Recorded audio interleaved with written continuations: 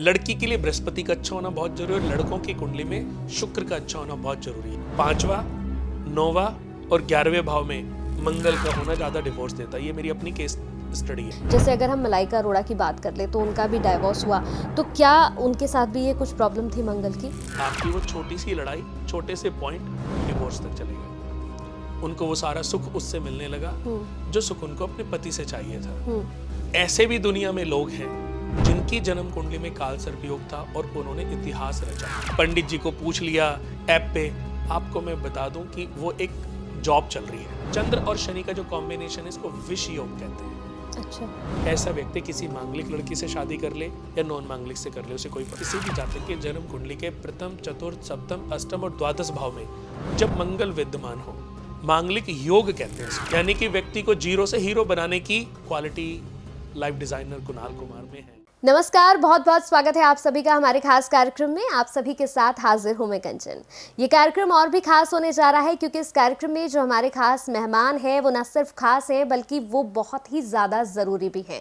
जी हाँ, अगर आपके जीवन में कोई भी प्रॉब्लम चल रही है, आपके मन में किसी भी तरह का कोई सवाल चल रहा है, तो डैम श्योर जब आप इस कार्यक्रम को देखेंगे और पूरा देखेंगे तो आपके जीवन के तमाम सवालों का जवाब आपको ज़रूर मिल जाएगा। आपके मन में किसी भी तरह की कोई दुविधा, कोई परेशानी, कोई समस्या चल रही है तो 100% इस कार्यक्रम को देखने के बाद आपकी तमाम समस्याएं चुटकियों में दूर हो जाएंगी। तो चलिए बिना देर किए सीधे आपकी मुलाकात कराते हैं हमारे खास मेहमान, और जो बहुत ही ज़्यादा खास हमारे लिए हो जाते हैं। हमारे साथ लाइव डिज़ाइनर कुणाल कुमार जी हैं। बहुत बहुत स्वागत है आपका। नमस्कार।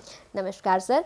कार्यक्रम को शुरू करते हैं और मैं सबसे पहले आज आपसे पूछना चाहूँगी कि लोग बहुत ज़्यादा कंफ्यूज हैं एक चीज़ को लेकर। जितने भी लोग हमारे साथ इस प्रोग्राम को देख रहे होंगे, डैम श्योर जब वो ये पूरा प्रोग्राम देखेंगे तो बहुत कुछ सीखेंगे और समझेंगे भी। सर, मंगल की अगर मैं बात करूं तो मंगल दोष को लेकर आजकल लोग बहुत ज़्यादा कंफ्यूज्ड हैं।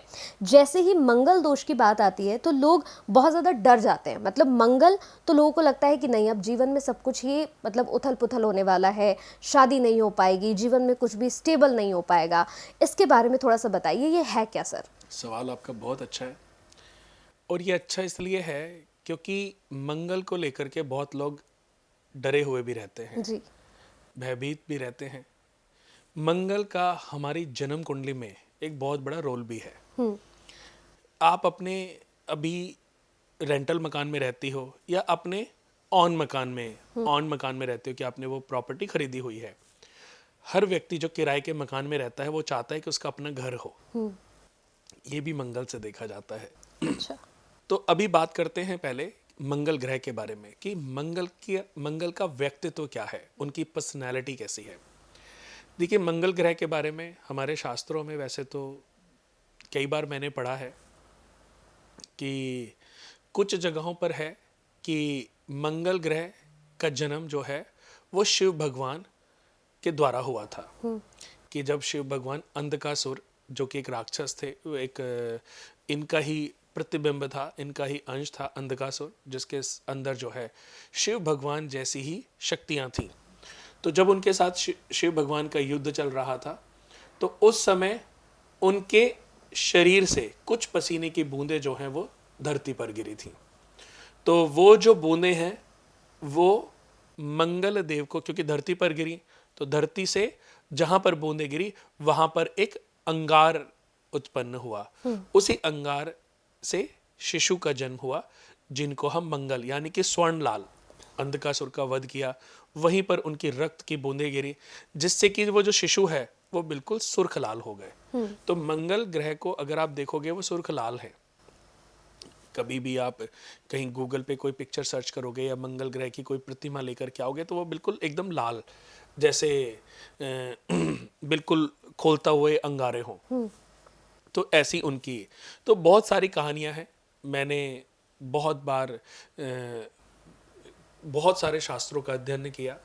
मैंने कहीं पर यह भी पढ़ा था कि हिरण्याक्ष जब धरती को चुराकर पाताल लोक ले गए थे तो हिरण्याक्ष को मारने के बाद, उसका वध करने के बाद विष्णु भगवान ने जो वराह अवतार लेकर के धरती माता की रक्षा की और हिरण्याक्ष को मार के जब धरती को यथा जगह स्थापित किया इस भूमंडल में, तब धरती माता बड़ी प्रभावित हुई और उनसे शादी की इच्छा प्रकट की। तो ये भी कहते हैं उनसे शादी के बाद जो पहली संतान थी वो मंगल ग्रह थी। अच्छा। तो मंगल ग्रह के अंदर धरती की तो शक्तियां थी ही, इसमें तो कोई दो मत नहीं है। पर चाहे ये अंश शिव भगवान के हों, चाहे ये अंश विष्णु भगवान के हों, तो आप ये तो समझ ही सकती हैं कि वो शक्तियां, इनके अंदर ताकत कितनी होगी। मैं आपको ये भी बता दूं कि मंगल को शनि के घर में, मंगल को शनि के घर में 10 नंबर में उच्च का माना जाता है। अच्छा। और शनि को मंगल की मेष राशि में नीच का माना जाता है। यानी कि अगर किसी भी जातक की जन्म कुंडली में मंगल 10 नंबर मकर राशि में बैठ जाएं तो सबसे अच्छा फल देते हैं। अच्छा। व्यक्ति आक्रामक होता है, एनर्जेटिक होता है, पावरफुल होता है, दम्भी होता है। और अगर शनि मेष राशि में बैठ जाए मंगल के घर में तो शनि सबसे खराब फल देते हैं। नीच राशि में बैठने के बाद ये व्यक्ति की मेहनत को डिस्ट्रॉय कर देते हैं, उसकी बारंबार परीक्षा लेते हैं। हड्डियों की प्रॉब्लम, आयरन की कमी शनि से देखी जाती है। यानी कि शनि के सिम्टम्स उस व्यक्ति की बॉडी में साफ दिखाई देते हैं। मंगल के सिम्टम्स ताकत के रूप में दिखाई देते हैं। और मंगल का शनि का अगर कोई मुकाबला कर सकता है तो मंगल है, क्योंकि सूर्य भी अगर शनि के साथ बैठ जाएं तो पिता की हेल्थ इश्यूज, पिता की सबसे वर्स्ट तो पिता की डेथ हो जाती है।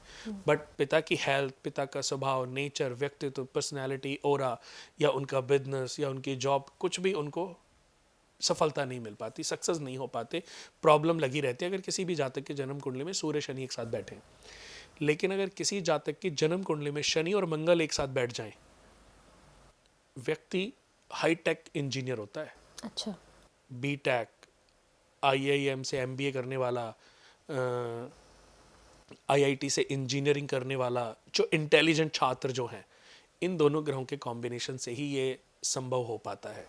क्योंकि शनि जो है वो इंजीनियरिंग है, टेक्निकल है, और मंगल जो है कैलकुलेशन, सीए, अकाउंट या एमबीए, मैनेजमेंट ऑफ किसी भी चीज़ को बेचने की जो तरीके हैं वो सब इनके पास अच्छे से होते हैं। अगर इन दोनों जगहों से आईआईटी से कोई इंजीनियरिंग कर ले और आईएम से कोई एमबीए कर ले तो उसका पैकेज टॉप होता है। स्टार्टिंग पैकेज ही करोड़ों में होता है। तो ये इतने टैलेंटेड बना देते हैं किसी भी व्यक्ति को अगर किसी की कुंडली में एक साथ बैठ जाए। तो मंगल पावरफुल है और हमारे शरीर में जितना भी ओज, पराक्रम, बल, शौर्य, हमारी वीरता, हमारी ताकत, वो सब मंगल से देखी जाती है। हमारी जो भुजाएं हैं उनका जो बल है वो मंगल से किया जाता है। और मैं आपको बता दूं कि मंगल किसी भी व्यक्ति की जन्म कुंडली में अगर योग कारक है तो उसके पास प्रॉपर्टियों की कमी नहीं होती, उसको साउथ फेसिंग चीज़ें सबसे ज़्यादा सुटेबल है। अच्छा। लेकिन अगर योग कारक नहीं होते मंगल किसी जातक की कुंडली में तो ऐसे व्यक्ति को साउथ फेस कभी, क्योंकि घर इनका जो स्थान है वो दक्षिण में है, यमराज के साथ में, यमराज देवता के साथ में इनकी मित्रता बहुत अच्छी है।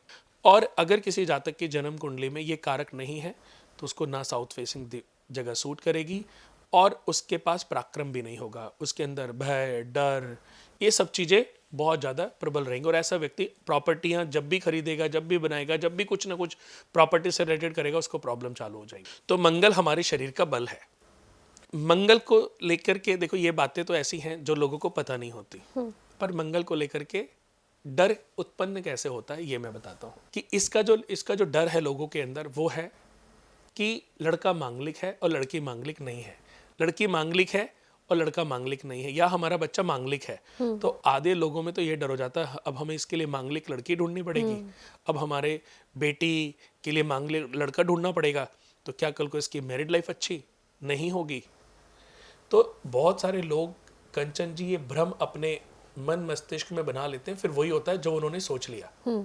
लॉ ऑफ अट्रैक्शन भी कभी कभी बहुत पावरफुल काम करता है कि आप जैसा सोचते हैं, जैसा देखते हैं ना, वही आपके साथ होता चला जाता है। क्योंकि आपने एक अपने सराउंडिंग एक ऐसी ऑरा डेवलप कर ली जो कि एक भ्रम था, लेकिन आपने उसको ऐसे पॉजिटिव कर लिया कि अरे हमारा बच्चा तो मांगलिक है, पता नहीं इसकी मैरिड लाइफ चलेगी नहीं चलेगी। और फिर ऐसे सिम्टम्स जब आते हैं, हमें तो पता ही था जी, हमारी बेटी मांगलिक थी, मांगलिक लड़का मिल नहीं रहा था, हमें तो पता ही था इसका डिवोर्स होएगा, होना नहीं था। लेकिन घर के लोगों की, माता पिता की ये सोच की वजह से ये इतनी बार उन्होंने सोच लिया। दोस्तों, हम जैसा लॉ ऑफ अट्रैक्शन क्या होता है, हमारे मुंह से निकली हुई बातें, हम मुंह से जो भी बोलते हैं ना, चाहे अच्छा और बुरा, वो ये शब्द कभी खत्म नहीं होते, समाप्त नहीं होते, ये इसी भूमंडल में घूमते रहते हैं और जीवन में या अगले जन्म में ये रिटर्न बैक जरूर होते हैं, यानी कि हमारे पास जरूर आते हैं।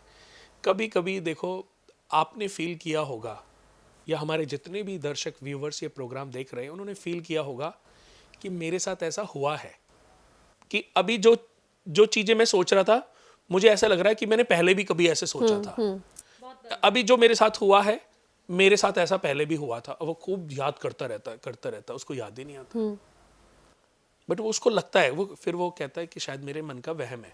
बट ये कभी ना कभी उसके अंदर, उसके जीवन में, चाहे इस जन्म में चाहे किसी जन्म में, उसी के द्वारा की हुई, बीती हुई एक घटना है। तो ये शब्द कभी मरते नहीं हैं, रिटर्न बैक जरूर आते हैं। मंगल जो है हमारे जीवन में, जितनी भी हमारी कैलकुलेशन है, जितनी भी हमारी अकाउंटिंग है, जितनी भी हमारा जमीन है, ये सब मंगल से ही देखा जाता है। और मंगल हमारे जीवन में, जैसे आज जो आपने अपने पुत्र के लिए जैसा सोचा और वैसे ही घटित हो गया, ये आपने खुद उसको अपने अग्रेसिव नेचर की वजह से प्रबल कर दिया। तो ये मेरा सबको कहना है कि कभी भी अपने बच्चों के लिए ये सोच करके कि मेरा बच्चा मांगलिक है और उसकी शादी अच्छी नहीं चलेगी, उसका जीवन खराब रहेगा, इस विचार को अपने दिल दिमाग से निकाल दें। क्योंकि मांगलिक होना अच्छी बात है। मंगल का होना, मांगलिक क्या होता है? जिस जातक की, किसी भी जातक के जन्म कुंडली के प्रथम, चतुर्थ, सप्तम, अष्टम और द्वादश भाव में जब मंगल विद्यमान हो, तो ऐसा व्यक्ति मांगलिक होता है। मांगलिक योग कहते हैं इसको। ये तो बहुत सारे ऐसे पाखंडी लोगों ने भ्रम फैला दिया कि ये दोष है, इसकी वजह से शादी टूटे। शादी टूटने की वजह ये नहीं है। मैं ऐसे बहुत सारे कारण, ऐसी वजहें आपको बताऊंगा कि मंगल व्यक्ति की कुंडली में लगन, चतुर्थ, सप्तम, अष्टम और द्वादश भाव में होने से ज्यादा 5वां, 9वां और 11वें भाव में मंगल का होना ज्यादा डिवोर्स देता है। ये मेरी अपनी केस स्टडी है। अच्छा। मैंने जितने भी डिवोर्सों पर स्टडी की है ना, वो मांगलिक नहीं थे। अच्छा। उनका 7th हाउस भी ठीक था, लेकिन उनका मंगल या तो 5वें घर में था, या 7th हाउस, 9th हाउस में था, या 11th हाउस में था। व्यक्ति अग्रेसिव, घमंडी, जिद्दी, झगड़ालू, ईगोस्टिक ऐसा हो जाता है कि अगर लड़की कोई गलती करती है तो उसको माफ नहीं करता इंसान, या लड़के से कोई गलती हो जाती है तो लड़की माफ नहीं करती, और वो डिवोर्स की वजह बनती है। तो ये भ्रम तो सबको निकालना ही पड़ेगा ना, कि हम मान के बैठे कि मांगलिक है। तो मंगल हमारे शरीर का जो बल है वो मंगल है। जन्म कुंडली में अगर मंगल आपके बच्चे की कुंडली में मांगलिक योग बना रहा है, तो ये कोई दोष नहीं है, ये योग है। हमें बस यही समझना है। इस योग को, इसकी पावर को झेलने के लिए हम कई बार ऐसा सोचते हैं कि इसका जो पार्टनर है वो इतनी पावर सहित होना चाहिए, उसके पास भी इतनी पावर होनी चाहिए। मंगल क्या? हमारे शरीर की ताकत है, हमारी डिजायर है, हमारी सेक्सुअल पावर भी अगर हम देखें तो वो भी मंगल से ही देखी जाती है। फिजिकल अट्रैक्शन, ये सब मंगल से ही देखी जाती है। अब एक पुरुष की जो क्षमता है वो किसी स्त्री की क्षमता से ज्यादा है, या स्त्री की क्षमता ज्यादा है पुरुष की कम है, तो करोड़ों में कोई एक केस होता है। करोड़ों में कोई एक केस होता है कि जब दोनों के बीच में शादी के बाद जब फिजिकल रिलेशनशिप बनती है तो एक पार्टनर वीक होता चला जाता है। अगर उसकी कुंडली में मंगल के साथ राहु बैठा है, केतु बैठा है, मंगल पीड़ित है और वो मांगलिक भी नहीं है, उसकी कुंडली में ऐसे भी बहुत सारे देखो, जैसे अगर एक व्यक्ति मांगलिक है और दूसरे व्यक्ति के जो उसके पार्टनर उसकी कुंडली के प्रथम भाव, चतुर्थ भाव, सप्तम, अष्टम, द्वादश भाव में राहु या शनि बैठ जाए, तो ये दोष खत्म हो जाता है। यानी कि जिस भी व्यक्ति के, दुनिया में जिस भी व्यक्ति की जन्म कुंडली में राहु शनि प्रथम, चतुर्थ, सप्तम, अष्टम और द्वादश भाव में बैठ जाए, ऐसा व्यक्ति किसी मांगलिक लड़की से शादी कर ले या नॉन मांगलिक से कर ले, उसे कोई प्रॉब्लम नहीं है। बृहस्पति चंद्रमा के साथ, मंगल चंद्रमा के साथ बैठ जाए या बृहस्पति के साथ बैठ जाए, मंगल चंद्रमा या बृहस्पति के साथ या शनि के साथ बैठ जाए, और आप एक मांगलिक पुरुष हो या मांगलिक कन्या हो, तो आप किसी से भी शादी करो, कोई प्रॉब्लम नहीं है। अच्छा। तो कितनी वजहें तो मैंने आपको ऐसी बता दी कि आप अब तक गूगल पे सर्च करके, वो आजकल चल रहा है ना ऑनलाइन, कंप्यूटर में डाला, ऑनलाइन पंडित जी को पूछ लिया ऐप पे, आपको मैं बता दूं कि वो एक जॉब चल रही है। बिल्कुल। कि उस पे आपने 10th आप पास हो कि फेल हो, आपको कुछ बातें सिखा दी गई और आपको डाल दिया गया कि आप इस ऐप पे आ जाओ और आपको इतने मिनट बात करने के इतने पैसे मिलेंगे। वहाँ फीस नहीं है, आपको ज़्यादा से ज़्यादा बातें करनी है। अब आप लोगों से बात कर रहे हो पंडित जी बन के, एस्ट्रोलॉजर बन के, और आप उनसे घंटों बात कर रहे हो, जितने घंटों बाद उसका बिल आ रहा है। बिल आ रहा है। अब उसको फायदा ये लग रहा है कि मेरे को यार अच्छे पंडित को मैं मिलता, वो 3100, 5100, 11,000 कंसल्टेंसी लेती, यहाँ मेरा सब फ्री में चल रहा है।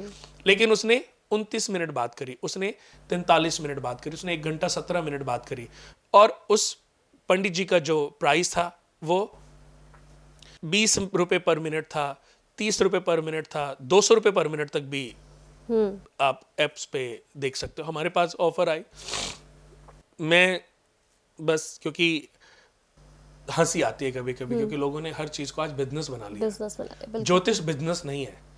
ज्योतिष का मतलब है आप किसी का भला कर सको। ज्योतिष एक माध्यम, ज्योतिष हमारे ऋषियों ने इसलिए नहीं लिखा कि आप लोगों को फ्रॉड करके, लोगों को गलत राह दिखा करके अपने पैसे बनाओ। भृगु ऋषि ने भृगु संहिता का निर्माण इस उम्मीद के साथ, इस सोच के साथ किया था कि कालांतर में, कलयुग में, जब मनुष्य के पास बहुत सारी परेशानियां होंगी तो ज्योतिषीय कैलकुलेशन से, इसको पढ़ के, समझ के, इसके माध्यम से वो अपनी समस्याओं का रास्ता समझ सकता है। इनको झेलने की, कष्टों को झेलने की ताकत अपने अंदर पैदा कर सकता है। तो उनकी सोच तो अच्छी थी, बिल्कुल। पर ये कलयुग चल रहा है। तो बहुत सारे ऐसे तरीके जिनसे मांगलिक चीजें खत्म हो जाती हैं। इसको लेकर के जो भ्रम है वो तो हमें तोड़ना पड़ेगा ही। बिल्कुल। और इस भ्रम को जितना ज्यादा आप बढ़ाओगे ये उतना बढ़ता जाएगा। तो आप पॉजिटिव रहो, आप इधर उधर की एप्स पर जाकर के अपने समय को, अपने पैसे को और अपने बच्चों के भविष्य को नष्ट ना करो। मेरा तो यही कहना है। बाकी मैं फिर से कहता हूँ, मैं ये नहीं कह रहा हूँ कि उन लोगों के लिए मैं नहीं बनाऊं। आप अपने ईस्ट में, अपने भगवान में विश्वास रखो, अच्छे कर्म करते रहो। जब आपको सही बताऊं, सच्चे एस्ट्रोलॉजर की जरूरत होगी ना, ये भगवान के ऊपर, परम पिता परमेश्वर के ऊपर छोड़ दो कि वो आपके घर एक दिन जो भी अच्छा ज्ञानी एस्ट्रोलॉजर होगा ना, जिससे आपके बच्चे के भविष्य का निर्माण होगा, उसको भगवान आपके घर जरूर भेजेंगे। ये भगवान पर विश्वास रखो। बिल्कुल। मेरा एक सवाल है अब, जैसे कि आपने बिल्कुल सही कहा कि मांगलिक जो दोष है वो ऐसा नहीं है कि लोग जिससे आज डर रहे हैं बहुत ज़्यादा। जैसे हमने देखा है कि बहुत बार ऐसा होता है कि मैं अगर अपनी ही बात करूं, जैसे जब मैं आंशिक मांगलिक हूं, मुझे कई लोगों ने, कई ज्योतिषाचार्यों ने बताया कि आप आंशिक मांगलिक हो, तो बहुत से रिश्ते आए, तो जैसे ही उन्हें पता लगता है कि भाई लड़की आंशिक मांगलिक है तो वो वापस चले जाते हैं, वो नहीं करते। मतलब ईजिली उनको लगता है कि अगर शादी होगी तो शादी डिस्टर्ब रहेगी, मेरे लड़के को कोई प्रॉब्लम ना आ जाए, शादी चलेगी नहीं चलेगी। ये एक बहुत बड़ा भ्रम है। अब मैं इसमें ये पूछना चाहती हूँ, जैसे हमने देखा कि बहुत सारे डाइवोर्सेस भी हुए हैं। जैसे अगर हम मलाइका अरोड़ा की बात कर ले तो उनका भी डाइवोर्स हुआ, तो क्या उनके साथ भी ये कुछ प्रॉब्लम थी मंगल की? देखिए, मैं आपको बता दूं कि अभी कंचन जी, ये कहना ना बड़ा गलत होगा कि मंगल एक वजह है किसी के भी डिवोर्स की। लेकिन जब आप अपने बच्चों की कुंडली लेकर के डिवोर्स जैसी स्थिति चल रही हो, कोई मांगलिक है और कोई मांगलिक नहीं है, और डिवोर्स जैसी स्थिति पैदा हो गई, तो मन में बहुत इजी वे है कि आपका बच्चा जी मांगलिक है, इसकी कुंडली में डिवोर्स लिखा ही हुआ था। बट आपको ये पता ही नहीं है कि मंगल तो बेचारा आपकी कुंडली में बड़ा सपोर्टिव था, बट वो बचा नहीं पाया, क्योंकि दूसरे ग्रह का षड्यंत्र ऐसा मायाजाल बना हुआ था जो प्रोटेक्ट नहीं कर पाया। जैसे कि अगर मैं मंगल की बात करूं, और जैसे भी आपने मलाइका अरोड़ा जी की बात की है, तो मैं आपको बता देता हूं कि मलाइका अरोड़ा जी की जो कुंडली है वो तुला लगन है। अच्छा।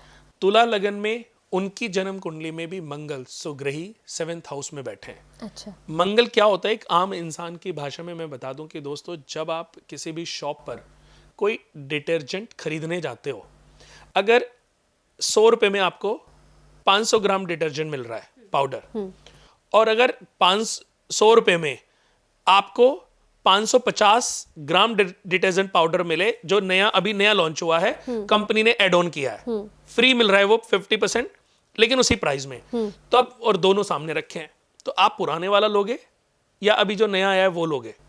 एक ही ब्रांड का है, कौन सा लोगे? नया ही लेंगे। क्यों? क्योंकि वो फ्री मिल रहा है ना, उसके साथ एक्स्ट्रा मिल एक्स्ट्रा रहा है, मिल रहा है। 50%। हाँ। ये तो नेचर है ना। हाँ।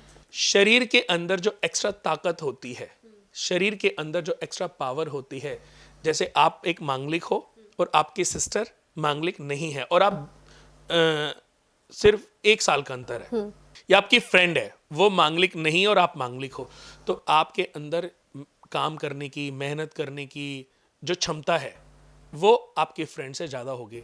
यानी कि वो 8 घंटे काम करके उसको लगेगा पता नहीं कितने घंटों से काम कर रही हो, और आप 10 घंटे के बाद भी पूरे तरोताजा काम करने के लिए तैयार हो। ये मंगल की एनर्जी है, मंगल अच्छा। की पावर है जो व्यक्ति को प्राप्त होती है। तो वहां तो आप डिटर्जेंट फालतू वाला ले रही हो और यहाँ आप अपने अंदर कमियां निकाल के बैठे हो, अपने बच्चों में कमियां निकाल के बैठे हो, तो ये गलत है कि नहीं है? गलत है। तो हमें सिर्फ समझना पड़ेगा।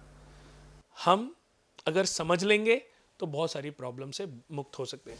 मैं आपको बता दूं कि देखिए, जो मंगल है, मंगल से नाक देखी जाती है। अच्छा।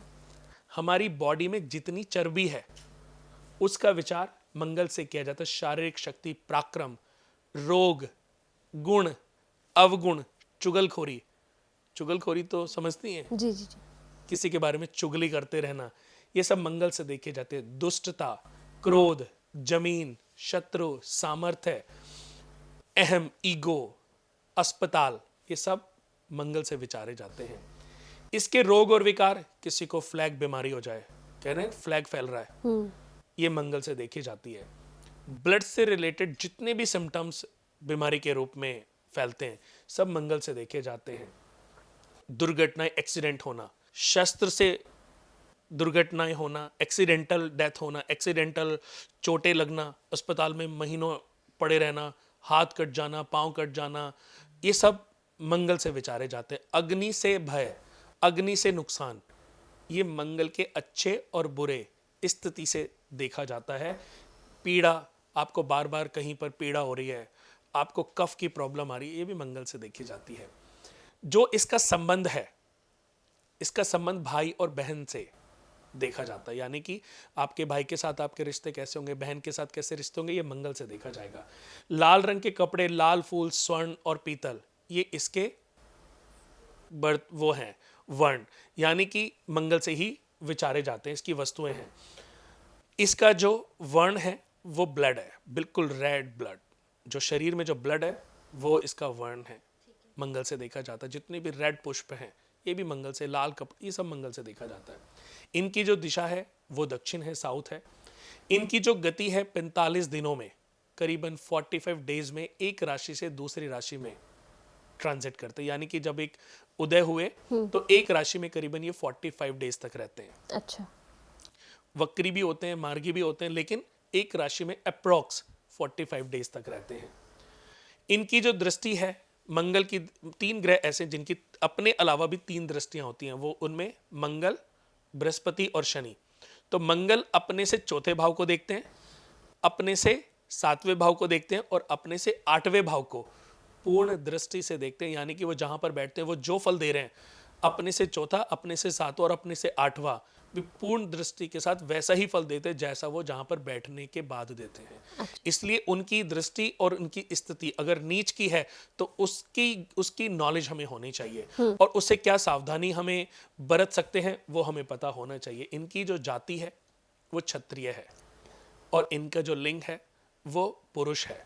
यानी कि मंगल की स्थिति से ये भी डिसाइड होता है कि ये पुत्र प्रदायक ग्रह हैं, कुल दीपक प्रदायक ग्रह हैं। इनकी जो राशियां हैं मेष और वृश्चिक राशि, यानी कि इनकी 2 राशि, हर ग्रह की 2, चंद्रमा और सूर्य की 1-1 राशि है, लेकिन इन दोनों की 2-2 राशियां हैं, वृश्चिक और मेष राशि। इनका जो रत्न है वो कोरल है। मित्र ग्रहों की अगर बात करूं, सूर्य, चंद्रमा, बृहस्पति, सूर्य, चंद्रमा, बृहस्पति, ये इनके मित्र ग्रह हैं, और शत्रु ग्रहों में शनि, राहु, केतु, ये इनके शत्रु ग्रहों में आते हैं। अब हम बात कर रहे हैं उनकी जन्म कुंडली के बारे में।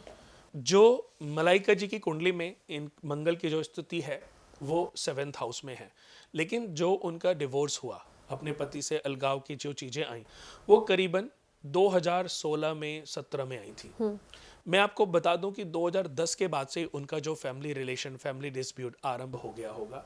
लेकिन कई बार होता है ना कि आपके अपने पति के साथ बहस चल रही है, आप अपने पति को ठीक करने की कोशिश कर रहे हो, या आपको अपने पति से जो एक्सपेक्टेशंस हैं वो फुलफिल नहीं हो पा रही है, तो धीरे धीरे चुटमुट बातों पे चीजें शुरू होती हैं, और वो होते होते वो इतना विकराल रूप ले लेती हैं कि आपकी वो छोटी सी लड़ाई छोटे से पॉइंट डिवोर्स तक चले गए।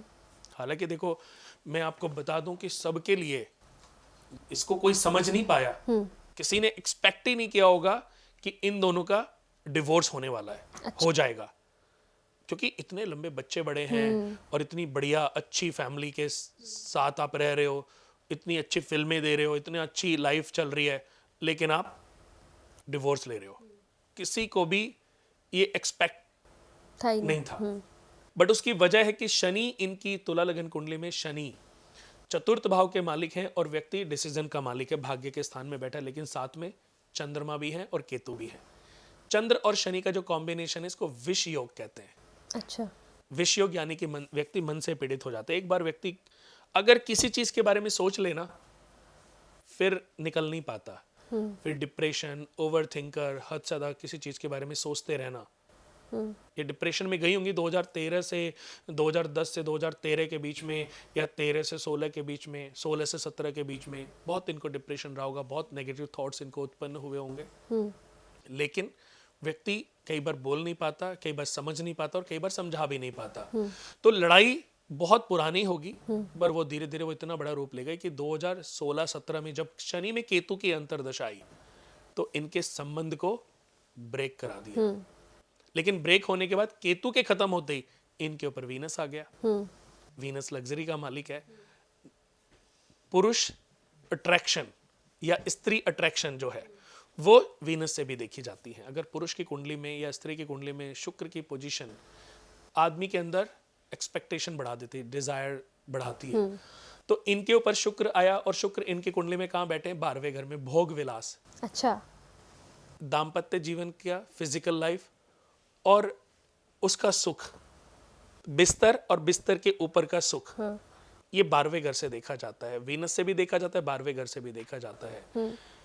शुक्र का 12वें घर में होना, इनका अट्रैक्शन हुआ, अपने से कम एज, यानी कि मंगल जो इनके 7th हाउस में, जहां से व्यक्ति की फिजिकल सेक्सुअल लाइफ देखी जाती है, वो इतनी स्ट्रांग है कि हो सकता है कि इनका अपने पति के साथ जो बीता हुआ समय है उसमें फिजिकल लाइफ बहुत अच्छी ना हो। क्योंकि मंगल पावर तो देता ही है, बिल्कुल। एक्सपेक्टेशन बढ़ा देता है, और जब व्यक्ति को नीड होती है, पति उस समय पत्नी के साथ ना हो, फिजिकल ना हो, तो वो भूख बढ़ती चली जाती है। और आपको अगर घर पे खाना भरपेट नहीं मिलेगा, बाहर खाना शुरू कर दो। बिल्कुल। एक पुरुष या स्त्री, दोनों के लिए मैं बात कर रहा हूँ। बिल्कुल। अगर आप अपने घर में रहते हैं कि आपकी पत्नी के साथ आपका फिजिकल रिलेशन ठीक नहीं है, अच्छा नहीं, आप पत्नी को, बाहर तो आप ऐश कर रहे हो और आप पत्नी को टाइम नहीं दे रहे हो, तो धीरे धीरे आपके पत्नी के मन में भी वो चीजें बढ़ती जाएंगी और एक दिन आपकी पत्नी भी बाहर निकल जाएगी। ऐसे ही पति, अगर पत्नी अपनी पति का ध्यान नहीं रखेगी, उसको जरूरत के समय पर उसके साथ रिलेशनशिप को बहुत अच्छे से मैनेज नहीं करेगी, जैसे बहुत बार देखा, बहुत सारे घरों में ऐसी लड़ाइयाँ होती हैं कि पति की एक्सपेक्टेशन होती है लेकिन पत्नी अपने कामों में लगी, वो थक गई है, जब उसको ज़रूरत होती है कि नहीं मैं आज बहुत थकी हुई हूँ, मैं सो रही हूँ, तो ऐसा मल्टीपल टाइम बार जब होता है तो पुरुष क्या होता है, उसको बाहर अट्रैक्शन शुरू हो जाता है। अभी हम अच्छे कर्मा बुरे कर्मा की बात नहीं कर रहे हैं, पर व्यक्तित्व की बात कर रहे हैं, पर्सनैलिटी की बात कर रहे हैं, नेचर की बात कर रहे हैं। तो पुरुष बाहर निकल जाता है, उसका कोई अफेयर शुरू होता है, उसको वो डिजायर, उसकी जो जरूरत है वो बाहर पूरी होने लगती है। फिर उसके बाद जब तक लड़की को समझ आता है तब तक देर हो चुकी होती है। फिर वो उसके साथ फिजिकली इतना इन्वॉल्व, इतना अटैच्ड हो जाता है कि फिर वो वापस नहीं आ सकता, फिर रिश्ता जो है डिवोर्स तक पहुंच जाता है। तो ऐसे ही इनकी जो डिजायर थी, इनकी जो बॉडी की नीड थी, वो इनकी लाइफ में अर्जुन कपूर आ गए। उनको वो सारा सुख उससे मिलने लगा जो सुख उनको अपने पति से चाहिए था। तो क्या हुआ, वो रिश्ता, लेकिन ये जन्म कुंडली ऐसी है कि स्टेबिलिटी नहीं आती इनको। अगर ये मेरे से कंसल्ट करती या मेरे जैसा कोई अच्छा व्यक्ति इनको मिलता तो डिवोर्स लेने की सलाह नहीं देता, क्योंकि इनकी जन्म कुंडली में 4थे घर में बृहस्पति नीच के बैठे हैं। अच्छा। तो बृहस्पति, आपको बता दूं कंचन जी, किसी भी लड़की की जन्म कुंडली में अगर बृहस्पति नीच के है ना, अच्छा पति, पिता और पुत्र बृहस्पति से देखा जाता है। अच्छा। जब आपकी कुंडली में बृहस्पति नीच के हैं तो आपको कहीं ना कहीं सुख में कमी आएगी। या तो पिता आपके नहीं होंगे, पिता के साथ रिलेशन अच्छा नहीं होगा, या आपको पति अच्छा नहीं मिलेगा, या पति अच्छा मिल गया तो पुत्र नहीं होगा, पुत्र सुख नहीं मिलेगा। पुत्र सुख मिल भी गया तो उसके साथ आपका रिलेशन, मतलब कहीं ना कहीं आप इस रिलेशन को वीक फील करोगे, क्योंकि बृहस्पति नीच राशि में बैठे हैं। लड़की के लिए बृहस्पति का अच्छा होना बहुत जरूरी है, और लड़कों की कुंडली में शुक्र का अच्छा होना बहुत जरूरी है। तो जब मैं जन्म कुंडली मैच करता हूँ ना, तो मैं यही चीजें मैच करता हूँ कि इसकी डिजायर कितनी है, क्या इसकी जो एक्सपेक्टेशंस हैं अपने पति के साथ वो फुलफिल हो पाएंगी कि नहीं, या पुरुष के अंदर जो पावर है, इसकी जो एक्सपेक्टेशन जो अपनी पत्नी को लेकर के हैं वो इसके फुलफिल हो पाएंगी कि नहीं। कहीं भविष्य में कोई ऐसी परिस्थितियां हैं कि जब इनका कोई मैरिटल अफेयर शुरू हो सकता है, होएगा, तो मैं ऐसे रिश्तों को समझाता हूँ उनके माता पिता को कि एक दूसरी कुंडली ढूंढ के लाओ। तो मैं इन सब चीजों को, मैं ऐसा नहीं है कि 36 में से 36 गुण, 36 में से 30 गुण, 28 गुण, मेरे लिए गुण इतने मैटर नहीं करते। कलयुग चल रहा है, गुण मिलने वाले भी बहुत ऐसे दुनिया में आपको मिलेंगे कंचन जी जिनके डिवोर्स हो रहे हैं। बिल्कुल बिल्कुल। बट मैंने अगर आज तक 500 शादी को ओके लिखा होगा ना, तो एक भी शादी ऐसी नहीं होगी जिसमें डिवोर्स हुआ हो। क्योंकि मैं इन चीजों को बहुत ज्यादा नहीं करता हूँ। ऐसा नहीं कि कल से सारे लोग मेरे पास कुंडली मैच करा, मैं बहुत कम मैच करता हूँ। मुझे डर लगता है थोड़ा सा, मेरे से कोई, मैं ये सोचता हूँ कि कोई गलती ना हो जाए, किसी के बच्चे का डिवोर्स ना हो जाए, कल को कोई परिस्थिति ऐसी उत्पन्न हो तो उसके पाप का भागीदार मैं बनना नहीं चाहता। मैं कहता हूँ और किसी अच्छे पंडित जी से मिला लो, बहुत लोग हैं दुनिया में कुंडली मैच करते हैं। मैं मास्टर हूँ कुंडली, आपका स्टेटस क्या चल रहा है, आपका स्टेटस अपग्रेड कैसे होएगा, आपकी कुंडली में जो राजयोग है उनको प्रबल करने का तरीका क्या है। यानी कि व्यक्ति को जीरो से हीरो बनाने की quality life designer Kunal Kumar में है जी। उसकी वजह है नॉलेज है। मैंने करीबन 15 साल तो इसको स्टडी किया। जब मुझे लगा कि हाँ ये काम करता है इस ज्योतिष, तब मैंने इसको अपना प्रोफेशन बना। और पहले शौकिया 5 साल इसको शौकिया किया, लोगों की लाइफ को बदलते देखा, फिर उसके बाद इसको प्रोफेशन। सबसे पहले मैंने अपनी लाइफ चेंज करी, मेरी खुद की लाइफ चेंज हुई, आज लोगों की लाइफ चेंज करें, और mouth to mouth all over world करोड़ों क्लाइंट, अगर मैं काउंट करने बैठूं तो 1 करोड़ से भी ज्यादा हमारे क्लाइंट होंगे। अच्छा। और उसकी वजह कि आज अप्रोक्स 96 से मैंने एस्ट्रोलॉजी में आया था, तो अगर 30 साल हैं तो 30 साल में 15 साल तो ये स्टडी की, इसके एक्सपेरिमेंट करता रहा। आप मेरे अभी कंप्यूटर में आप देखोगे ना, इतने बड़े बड़े लोगों की कुंडलियां होंगी जिनके मैंने केस स्टडी की है, जिनकी कुंडलियों को, समय को मैंने स्टडी किया है। जैसे अंबानी जी की है, अरविंद मफतलाल की, Bill Clinton, Bill Gates, VR Raman, George Bush, John, Lala Charat Ram, Bharat Ram, Rahul Bajaj, Ratan Tata जी, साईं बाबा भगवान की कुंडली, तो ऐसे बहुत सारे देवी भगवानों की हो, या बहुत ऐसे लोग जिन्होंने, जो बहुत सारे फिल्म स्टार हैं, बहुत सारे क्रिकेटर्स हैं, सबकी कुंडलियों को स्टडी करने का मुझे शौक था। उसमें मैंने, जब मुझे लगा कि ये काम कर रहा है, समय काम कर रहा है, कैलकुलेशन काम कर रही है कि उनकी लाइफ कब कब बदली, किस किस दिशा में बदली, वो दोबारा जब ग्रह आए फिर मैं उन लोगों की लाइफ को, क्योंकि अब तो मुझे टिप्स पे चीजें याद है, मैंने मेहनत की है 30 साल। तो आज अगर मैं किसी की कुंडली देख के 10 मिनट में, आधा घंटे में मैं बताता हूँ ना, तो इसके पीछे मेरे 30 साल की मेहनत है, 30 साल की कैलकुलेशन लगी हुई है। तो सभी को यही कहना होगा कि कुंडली मिलाना एकमात्र पूरा नहीं है कि आपके बच्चों की शादीशुदा लाइफ अच्छी रहे, ग्रहों को समझना बहुत जरूरी है। और मांगलिक योग दोष, इस भ्रम को अपने दिमाग से निकाल दीजिए, नेगेटिव सोच को, थॉट्स को अपने दिमाग से निकाल दीजिए। जितना पॉजिटिव रहेंगे उतना आपकी लाइफ अच्छी रहेगी। बिल्कुल ठीक है, ये तो मंगल की बात हो गई कुणाल जी। अब अगर हम बात करें तो एक और चीज़ है जिसे लेकर लोग बहुत ज़्यादा भ्रमित और डरे हुए रहते हैं, काल सर्प दोष। जितने भी लोग जब बात करते हैं, कोई ज्योतिष उन्हें बताता है कि आपकी कुंडली में काल सर्प दोष है, तो इससे भी लोग बड़ा डर जाते हैं, कंफ्यूज हो जाते हैं, न जाने कहाँ कहाँ भटकते हैं कि काल सर्प दोष जो है कहीं इससे हमें प्रॉब्लम ना हो जाए, कहीं ये मृत्यु का योग ना बना दे, बहुत सारी टेंशन्स लोगों को हो जाती हैं। तो ज़रा सा काल सर्प दोष के बारे में बताइए, क्या है ये काल सर्प दोष? जी देखिए, सबसे पहले तो मैं बता दूं आपको कि काल सर्प योग राहु और केतु के मध्य है। जब सारे ग्रह फंस जाते हैं तब काल सर्प योग बनता है। काल सर्प योग को लेकर के भी बहुत भ्रम है, बहुत भ्रम है। आपने पूछा नहीं, बट जैसे मैं बता देता हूं कि ऐसे भी दुनिया में लोग हैं जिनकी जन्म कुंडली में काल सर्प योग था और उन्होंने इतिहास रचा है। तो कालसर्प योग के बारे में जो लोगों के मन में भ्रम है ना, उसको समाप्त करना बहुत जरूरी है। और वो भ्रम क्या है कि जी पंडित जी को कुछ समझ नहीं आया, उन्होंने देखा कि राहु केतु के मध्य सारे ग्रह बैठे, उनकी कुंडली में कालसर्प योग है और इस वजह से ये सक्सेस नहीं हो रहा, ये पढ़ाई नहीं कर रहा है, इसकी लाइफ में प्रॉब्लम्स ही प्रॉब्लम्स हैं।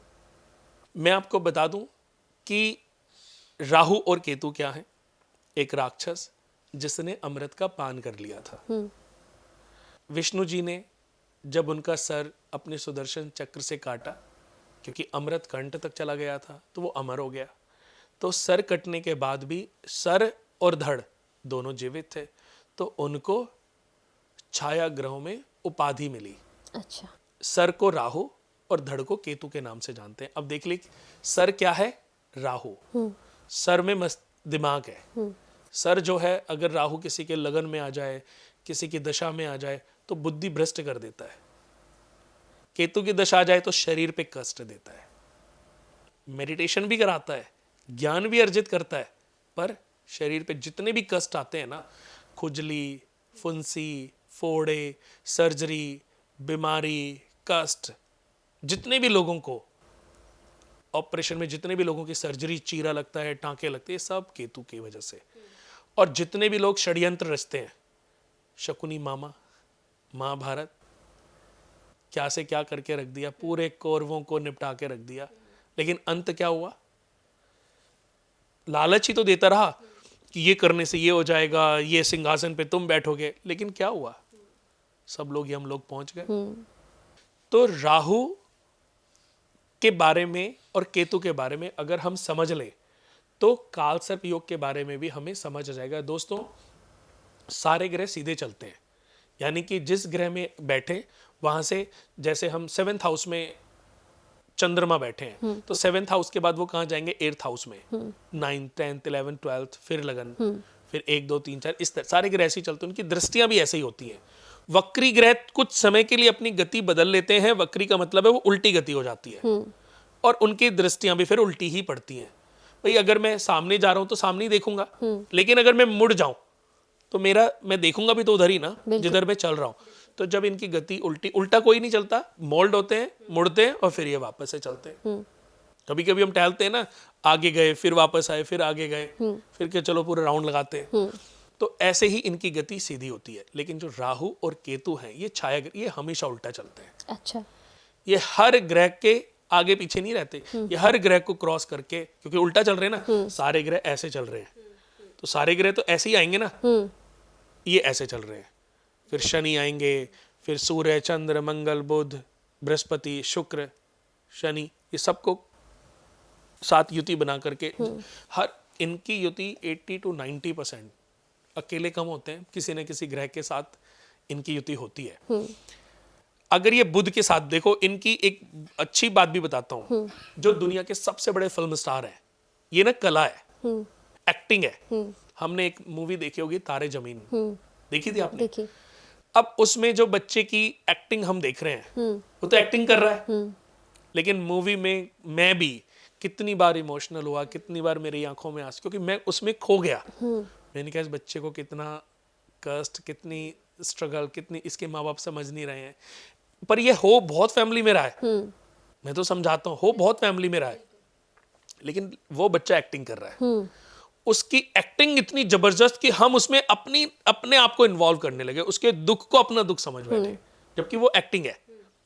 तो हम भी रो रहे हैं, मेरी वाइफ भी इमोशनल हो गई। तो ये सब राहु है, यानी कि किसी की बातों में भी इतना आ जाना और कितना भी बड़ा स्टेप ले लेना। तो राहु एक्टर भी है। जितने भी सुपरस्टार, बड़े बड़े जो स्टार्स हैं ना, इनमें राहु एक्टिव होते हैं। अच्छा। तभी ये इतने बड़े एक्टर बन पाते हैं। राहु के साथ बुध बैठ जाएं, राहु के साथ बुध बैठ जाएं और शुक्र बैठ जाएं, तो ये फिल्म स्टार बनाते हैं, एक्टर बना देते हैं। अच्छा। अमिताभ बच्चन हो गए, शाहरुख खान हो गए, सलमान खान हो गए, जो भी सबसे बड़े सुपरस्टार है वर्ल्ड वाइड मैं बात कर रहा हूँ, मैं सिर्फ इंडिया की बात नहीं कर रहा हूँ, वर्ल्ड वाइड भी बात कर रहा हूँ। लेकिन यही राहु अगर चंद्रमा के साथ बैठ जाए तो चंडाल योग बना देते हैं। अच्छा। व्यक्ति को डिप्रेशन दे देते हैं, ओवर थिंकर बना देते हैं। व्यक्ति को अच्छा राइटर भी बन सकता है, लेकिन वो डिप्रेशन में भी जा सकता है, वो सुसाइडल थॉट्स भी उसके अंदर, वो दूसरे की, जैसे आपने देखा होगा, एक बहुत बड़े राजा के पुत्र थे, वो सबकी कि अगर कोई मर गया तो वो अपने आप को इन्वॉल्व कर लेते थे। ऐसे लोग कभी कभी जब हद से ज़्यादा उसको अपनी ताकत बना लें तो अच्छे राइटर बन जाते हैं, माइंड रीडर भी बन जाते हैं। अच्छा। लेकिन डिप्रेशन में चले जाएं तो सुसाइडल थॉट्स भी आने लगते हैं। जितनी भी लेडीज को गायनिक इश्यूज हैं वो सब चंद्रमा से देखे जाती हैं। जब भी राहु केतु चंद्रमा के साथ बैठेंगे ना, जिस लड़की की कुंडली में भी ये दोनों एक साथ बैठे उसको पीरियड्स प्रॉब्लम आएगी। अच्छा। चंद्रमा से ही स्त्री के पीरियड्स देखे जाते हैं। चंद्रमा 15 दिन घटते हैं और 15 दिन बढ़ते हैं। तो चंद्रमा की स्थिति से जो स्त्रियां हैं, लड़कियां हैं, उनके नेचर का पता चलता है। अच्छा। देखो, आपके लड़कियों के अंदर नखरे लड़कों के मुकाबले ज्यादा होते हैं। सजना संवरना किसको ज्यादा पसंद है, इन श्रृंगार किसको पसंद है, तो वो 16 श्रृंगार या 64 जितने भी श्रृंगार होते हैं ना, वो सब चंद्रमा से देखे जाते हैं। चंद्रमा 27 पत्नियों के पति हैं। जितने भी नक्षत्र है ना, उन सबके पति हैं। बट ये रोहिणी को सबसे ज्यादा प्यार करते थे। अच्छा। तो श्रापित भी हैं। तो ये अगर चंद्रमा राहु के साथ बैठ जाए तो व्यक्ति को ओवरथिंकर भी बना देते हैं। अगर वो उसको अपनी ताकत बना ले तो राइटर भी बन जाते हैं, नहीं तो व्यक्ति को सुसाइड भी करा देते हैं, डिप्रेशन में ले जाते हैं। अच्छा। व्यक्ति ना जी पाता है ना किसी को जीने देता है। अब यही राहु मंगल के साथ बैठ जाएं तो व्यक्ति को थोड़ा सा पाखंड में भी ले जाते हैं। केतु के साथ बैठ जाएं जेल योग देते हैं। या तो व्यक्ति आईपीएस बन जाएगा या व्यक्ति चोर डाकू बन जाएगा, हत्यारा बन जाएगा, वो एक का मर्डर करेगा, अपनी आत्मा पर विजय पाएगा। और फिर वो एक के बाद, क्योंकि जब आदमी गलती करता है ना तो उसका मन और आत्मा में युद्ध होता है और वो अपनी आत्मा को समझा लेता है, अरे दुनिया भी तो कर रही है, मैंने कर दिया तो उसने इतने किए, उनको तो किसी ने पकड़ा नहीं आज तक, और मैंने तो सबके लिए क्या है, सबको सुख दूंगा, ये करूंगा वो करूंगा, मैं थोड़ा दान भी कर दूंगा, ये सब अपने आत्मा को समझा लेता है। फिर वो बड़ा मुजरिम बन जाता है। जितने भी ये आतंकवादी जो निर्दयी होते हैं, किसी का भी मर्डर करने में एक पल के लिए भी नहीं सोचते, ये जो निर्दयी, इनके चंद्रमा पीड़ित होते हैं, इनके केतु मंगल की युति होती है, ये इतने क्रूर होते हैं कि इनके अंदर जो वो है ना इमोशंस, वो नहीं होते। इन्हें फर्क, इनके अपने माँ बाप जिए मरे, इनकी अपनी फैमिली रहे ना रहे, इन्हें कोई फर्क, इन्हें किसी से प्यार नहीं होता। और इनको इस जीवन में कभी इनका इतने, ये ऐसे लोगों को कोई भी कैप्चर कर लेता है। कोई भी माइंड को अगर सही पढ़ने वाला हो ना, तो ऐसे लोगों के माइंड को लोग पढ़ करके कैप्चर कर लेते हैं और उनसे वो करवा लेते हैं जो वो चाहते हैं। तो राहु हमारी कुंडलियों में बहुत बड़ा रोल प्ले करता है। तीसरे घर में बैठ जाए तो बहुत राजनीति में बहुत सक्सेस देता है। अच्छा। ऐसे ऐसे स्पीच, ऐसे ऐसे भाषण देगा व्यक्ति कि सामने वाले को निपटा के रख देगा। ऐसे ऐसे भाषण देगा, ऐसे ऐसे कंटेंट निकालेगा, ऐसे ऐसे बात, ऐसे ऐसे क्वेश्चन उठाएगा अपोजिट पार्टी के लिए कि सामने वाली अपोजिट पार्टी के पास जवाब नहीं होगा। अच्छा। तीसरे नंबर का जो राहु है बहुत अच्छा होता है, राजनीतिज्ञ बना देता है। छठे घर का राहु रोग ऋण शत्रुओं से मुक्ति दिलाता है। ऐसे लोगों से कभी लड़ना झगड़ना नहीं चाहिए। और 11वें घर का राहु बेइंतहा पैसा देता है, उल्टे रास्तों से भी देता है, 2 नंबर के कामों से भी देता है, चोरी से देता है, फ्रॉड से देता है, बहुत सारे किसी भी रूप में जितने भी उल्टे सीधे जो गलत काम होते हैं उनसे जो कमाई है वो सब राहु से ही देखी जाती है। राहु ही कहीं ना कहीं उनकी कुंडली में 11वें घर में बैठा है, तो ऐसा हो रहा है। केतु को छठे, 9वें और 12वें घर में, अच्छा 12वां घर किसका, मोक्ष का, धर्म, तप, श्रद्धा, भाग्योदय 9वें घर से देखा जाता है। तो 9वें घर में ये इसलिए सपोर्टिव होता है क्योंकि वहां पर धर्म तप हो रहा है, श्रद्धा हो रही है, भाग्योदय हो रहा है, मेडिटेट हो रहा है, कि व्यक्ति के पास जिसकी कुंडली में बैठ जाए बहुत बढ़िया फल देता है, क्योंकि वो मेडिटेटेड लोग हैं। उसको पवित्र कर देता है, उससे दान कराता है, उससे उपन्यासों को पढ़वाता है, उनसे करवा के अपने लिए ताकत अर्जित करता है, अपने मोक्ष का मार्ग ढूंढता रहता है। तो ये बहुत सारे, सूर्य के साथ बैठ जाएं राहु तो पिता के साथ रिलेशन अच्छा नहीं होता, पिता हमेशा बीमार रहेंगे। अच्छा। केतु के साथ बैठ जाएं, केतु सूर्य के साथ बैठ जाएं, पिता की डेथ तक दे देते हैं, हार्ट की प्रॉब्लम, बीपी की प्रॉब्लम, बहुत सारी मल्टीपल बीमारियां फादर को दे देते हैं। तो ये दोनों ग्रहों की युति सूर्य के साथ, चंद्रमा के साथ मनस्थिति तो खराब है ही, माँ स्टमक से प्रॉब्लम है, घुटनों में प्रॉब्लम है, माँ के जॉइंट में प्रॉब्लम है, माँ के तलवों में प्रॉब्लम है, माँ की उंगलियों में प्रॉब्लम है, कष्ट गायनिक ऐसे इश्यूज दे देता है कि कैंसर जैसी, अगर चौथे घर में चंद्रमा के साथ, बृहस्पति के साथ राहु या केतु की युति बन जाए तो माँ कैंसर भी दे देता है, हार्ट प्रॉब्लम, हार्ट सर्जरी दे देता है, फेफड़ों की बीमारी या स्टोन्स की ऐसी बीमारी देता है जो आदमी, लेडी बेचारी उसका सॉल्यूशन ही नहीं कर पाती, परेशान रहती हैं, सोचते रहते अपने पति के बारे में, पति से सुख नहीं मिलता, संतान से सुख नहीं मिलता, अपनी सहेलियों से सुख नहीं मिलता, जो करते हैं उसमें स्ट्रगल होता है, जिसके लिए काम करते हैं वो तो बहुत तरक्की कर जाते हैं लेकिन अपने लिए सक्सेस नहीं मिलती। तो ये राहु और केतु जो हैं, जब ये आमने सामने बैठते हैं तो सारे ग्रह एक तरफ, तो सारे ग्रहों को ये ग्रस लेते हैं, यानी कि सारे ग्रहों को बंदी बना लेते हैं, कैप्चर कर लेते हैं, तो उसको काल सर्प योग कहते हैं। यानी कि सारे ग्रह जब एक तरफ, क्योंकि राहु उल्टा चलता है, तो अगर सीधा तो चल ही नहीं रहा, और अगर सारे ग्रह देखो, दो काल सर्प योग बनते हैं, लगन और सातवें घर से मान लेते हैं, सारे ग्रह या तो राइट में या लेफ्ट में, तो अगर राइट में सारे ग्रह हैं ना तो काल सर्प योग राजयोग कारक है। अच्छा, राजयोग कारक है। ऐसा व्यक्ति सचिन तेंदुलकर जी की कुंडली में था। अब देखिए उनको राजा किसने बनाया, वो क्या करते थे? सचिन जी बताओ क्या करते थे? क्रिकेटर थे। अगर फुटबॉलर बनते तो इतना नाम कमा पाते? नहीं। फिल्म लाइन में जाते इतना नाम? नहीं। शुक्र अगर अच्छे होते तो फिल्म लाइन में चले जाते, कपड़े का बिजनेस कर रहे होते, ज्वेलरी का, पर इतना नाम नहीं हो पाता। फिल्म लाइन में चले जाते, फिल्में नहीं चलती, फ्लॉप हो जाती और हम उन्हें भूल जाते। तो उनका बुध भी शुक्र भी कारक नहीं थे। अगर बिजनेस में जाते तो इंडस्ट्रियलिस्ट भी नहीं बन पाते, उतना बिजनेस नहीं कर पाते। पढ़ाई बहुत अच्छी नहीं हुई सचिन तेंदुलकर जी की, आप अगर देखोगे 10th या 12th के बाद उनकी पढ़ाई छूट गई थी, और उसके बाद अपनी गली में क्रिकेट खेलते थे, खेलते खेलते आज पूरा वर्ल्ड पे छा गए। तो ये सब क्यों हुआ? क्योंकि उनकी जन्म कुंडली में आप देखोगे काल सर्प योग जो है राजयोग कारक था। अच्छा। उनकी मदर को कितने लोगों ने बोला कि तुम्हारा बेटा बहुत ज्यादा सक्सेस नहीं होगा, ये होगा वो होगा।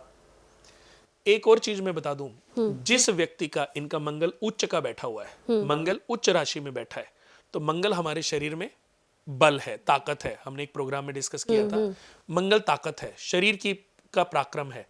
तो मंगल और राहु अगर कुंडली में अच्छे बन जाएं तो दुनिया के सबसे टॉप प्लेयर बनते हैं ये लोग।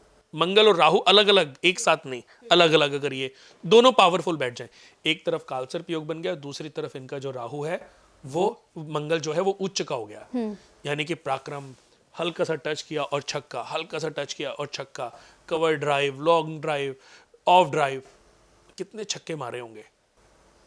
लेकिन हाइट कितनी है, ताकत, उनसे भी बड़े बड़े सूरमा, बड़े बड़ी शरीर को लेके खेल रहे हैं, लेकिन वो छक्के चौके नहीं मार पाते, नहीं मार पाए, क्योंकि इनकी भुजाओं में बल था। टच करते ही इनके मंगल का बल 10 गुना अपग्रेड करता था इनके शॉट्स को।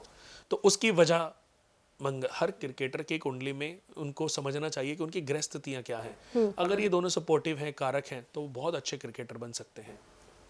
मंगल और शुक्र किसी के एक साथ बैठ जाएं, ऐसे लोग पाखंडी होते हैं। अच्छा। जुए में लीन रहते हैं, दूसरी स्त्रियों के साथ नाजायज संबंध भी बनाते हैं। बहुत सारे ऐसे लोग, मैं सबको नहीं तो नहीं बोलूंगा, लेकिन वर्ल्ड के जाने माने प्लेयर होते हैं। अच्छा। वर्ल्ड के जाने माने प्लेयर जो टॉप 1, टॉप 2, टॉप 3। लेकिन अगर आप बैक जाके देखोगे ना, बहुत अय्याश भी होते हैं। अच्छा। ये पैसे खर्च करते हैं, किसी को भी फंसा लेते हैं। इनकी देखोगे आप, जितने भी क्रिकेटर्स या फुटबॉलर्स या इनके पीछे की लाइफ देखोगे ना, मल्टीपल इनके रिलेशन होते हैं। मंगल और शुक्र का जो कॉम्बिनेशन है ना, लड़कियां भी इतनी प्रभावित हो जाती हैं कि उनके लिए बस एक बार पटाना है, उनको फर्क नहीं पड़ रहा कि फिजिकल होए या क्या होगा कल को, फर्क नहीं पड़ रहा। लेकिन आप देखो, एक बहुत बड़ा उदाहरण है कि एक एक्ट्रेस होती थी जिन्होंने विवियन रिचर्डसन के साथ बच्चा भी प्लान किया था। अच्छा। एक टीवी एक्ट्रेस थी, उन्होंने, क्योंकि ये जो विवियन रिचर्डसन जो थे, बहुत बड़े क्रिकेट प्लेयर थे, बहुत नामी, आप सर्च करोगे तो उनके साथ उन्होंने बच्चा प्लान किया बिना शादी के। आज भी वो बच्चा, वो उनकी जो बेटी हुई थी, और वो बेटी बहुत अच्छे डिज़ाइनर है। अच्छा। हाँ, अब उसका नाम मेरे ख्याल से मैं से कुछ नाम है उसका, और आप सर्च करोगे तो देखोगे। तो ऐसे लोगों में पावर बहुत होती थी, डिज़ायर भी बहुत होती, सेक्सुअल पावर मंगल से देखी जाती है। तो राहु केतु के बारे में अगर कहीं पर हमें समझना है तो ये समझना होगा कि ये राजयोग कारक है या ये दोष कारक है। काल सर्प योग है कि दोष है। अगर राजयोग है तो काल सर्प योग आपको राजा बनाएगा, राजा बना देगा। क्योंकि कलयुग चल रहा है। शुक्र ने, बृहस्पति ने, मंगल होता प्रॉपर्टी बिल्डर भी बना देता है, किसी ने भी वो फल नहीं दिया जो राहु केतु ने दे दिया। तो काल सर्प योग में ये अगर जिस चीज में व्यक्ति को, जो जिस चीज की तरफ वो जिज्ञासु है, जिसकी तरफ उसका माइंड थोड़ा ज्यादा है, वो उस गेम में उसको इतना इन्वॉल्व, यानी कि राहु केतु ने सचिन जी की समझ लो बुद्धि को कैप्चर किया, पढ़ाई से मन हट गया, ये नहीं करना वो नहीं करना, और वो सबसे डिस्ट्रैक्ट, लेकिन वो एक तरफ इतने ट्रैक हो गए कि इतिहास रच डाला। उनको दिखाई नहीं देता था कि इधर उधर कौन है, उनको सिर्फ अपना गेम दिखाई देता था। तो राहु केतु ऐसा भी है हमारी जन्म कुंडली में।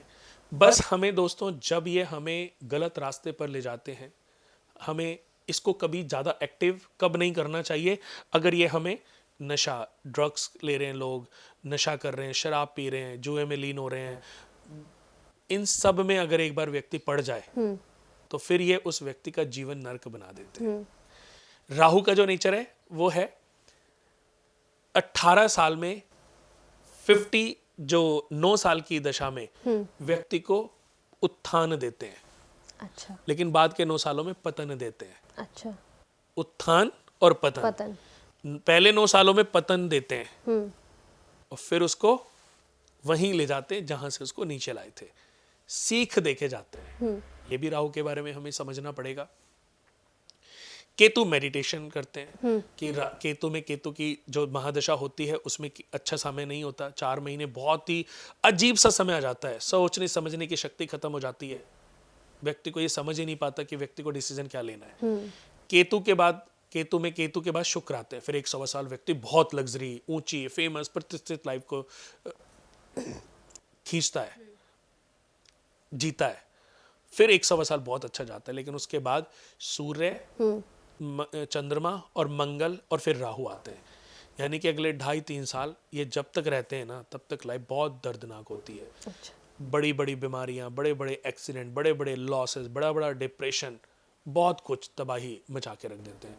लेकिन फिर जब राहु जाते हैं, केतु में जब राहु जाते हैं, फिर गुरु आते हैं, गुरु 50% अपग्रेड कर देते हैं। फिर बुध आते हैं, बृहस्पति के बाद फिर शनि आते हैं, वो 25% और अपग्रेड कर देते हैं। फिर शनि आते हैं, वो और 25%, और फिर उसके बाद आते हैं 20 साल शुक्र। अच्छा। फिर व्यक्ति को उससे बढ़िया कोई दशा नहीं है।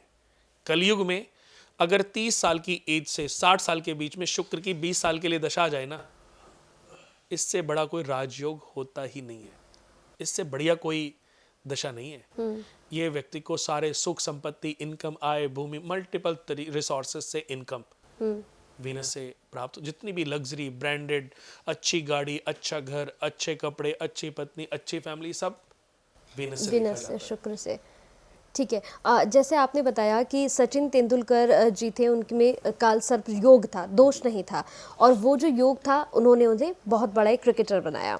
लेकिन अगर बहुत से ऐसे लोग हैं जिनकी कुंडली में काल सर्प दोष है, तो क्या इसका कोई उपाय भी तो होगा? देखिए, आसान से उपाय की मैं बात करूं तो ऐसे व्यक्ति को शिव भगवान का उपासक हो जाना चाहिए। अच्छा। शिव भगवान की पूजा करने से, शिव भगवान के ऊपर जल चढ़ाने से कहते हैं दोष वीक हो जाता है, और ये दोष होते हुए भी राजयोग में कन्वर्ट होने लगता है। मेरी खुद की कुंडली में काल सर्प योग पंडित बताते थे। अच्छा। कि तुम कभी कुछ नहीं कर पाओगे। तो मैं कहता हूँ कि ये तो सबसे, मैं कोई ऐसा नहीं हूँ कि मैं अंधविश्वासी हूँ, पर मैं चीज़ों पे बिलीव करता हूँ। तो मैंने चीज़ों को समझा। जब मैंने काल सर्प योग के बारे में पढ़ा तो मैंने भी देखा मेरी कुंडली में भी ये राजयोग कारक है, क्योंकि मेरे राहु पवित्र हैं। अच्छा। कन्या राशि के बैठे हैं, केतु मीन राशि में, पवित्र माना गया है इनको, राहु केतु को, कन्या और मीन में। तो मेरी लाइफ में सक्सेस में, और मेरा 22 नंबर है, तो मेरी सक्सेस में बहुत बड़ा रोल प्ले है राहु का भी और केतु का भी। फिर मेरी जन्म कुंडली में शुक्र और गुरु दोनों 10th घर में बैठे हैं, उनका भी बहुत बड़ा। 10th घर में व्यक्ति को ज्ञान भी मिलता है और अच्छी लाइफ भी मिलती है। तो मैं आपको बता दूं कि अगर व्यक्ति को इसका उपाय करना है तो सबसे अच्छा है कि अगर आप बहुत पूजा पाठ नहीं करा सकते, कुछ एस्ट्रोलॉजर से आपको नॉलेज भी नहीं मिल रही है, तो शिव भगवान के उपासक हो जाओ। शिव भगवान के उपासक भी नहीं हो सकते तो रोज 12 बार महामृत्युंजय मंत्र का आप उच्चारण करें। काल सर्प योग आपका वीक होने लगेगा। महाकालेश्वर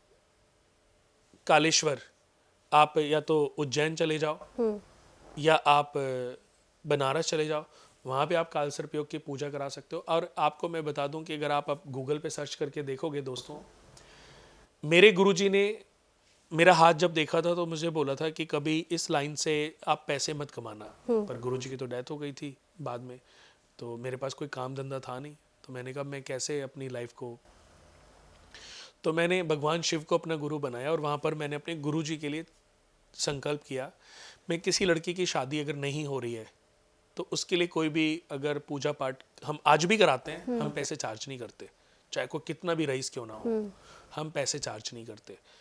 किसी के घर में किसी ने कोई जादू टोना कर दिया है, तंत्र मंत्र कर दिया है, उसका भी उपाय फ्री, अगर करते हैं तो फ्री करते हैं, नहीं तो करते नहीं, करते हैं तो फ्री, कोई पैसे चार्ज नहीं करते। और तीसरा काल सर्प योग की पूजा, कि मैं इन तीनों से कभी कोई कमाई नहीं करूंगा।